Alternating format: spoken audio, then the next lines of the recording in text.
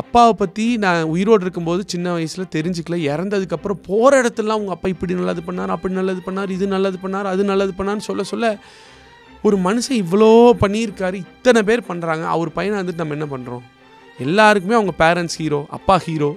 அவர் இறந்து இப்படி இவ்வளோ பேர் நல்லது சொல்கிறாங்க. நான் அப்போ போய் எங்கேயாவது போயிட்டு ஐஎம்மில் முடிச்சுட்டு எங்கேயாவது வெளிநாட்டில் வருஷத்துக்கு 2 கோடி ரூபா சம்பளம் வாங்கிட்டு இருந்தேன்னா அது எங்கள் அப்பா பண்ணினதுக்கு ஒரு அர்த்தமே இல்லாமல் போயிடும்.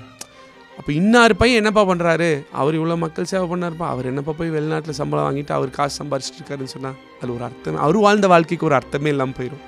அப்படின்னா அவர் வாழ்ந்த வாழ்க்கைக்கு ஒரு அர்த்தத்தை நம்ம அடுத்த கட்டமாக ஆட் பண்ணணும். அப்படின்னா நம்மளும் நல்லா சர்வ் பண்ணி பரவாயில்ல, அவங்க அப்பா இவ்வளோ சர்வ் பண்ணார்ப்பா, அதே மாதிரி அவங்க பையனும் எந்த ஒரு இதுவும் பார்க்காம ஜென்யூனாக பண்ணுறாரு, நல்லா பீப்புளுக்காக. அதுதான் என்னோடய பிக்கெஸ்ட் ட்ரைவிங் ஃபோர்ஸ். அதனால தான் எந்த இதுவும் எதிர்பார்க்காம இதை பண்ணிகிட்டு இருக்கேன்.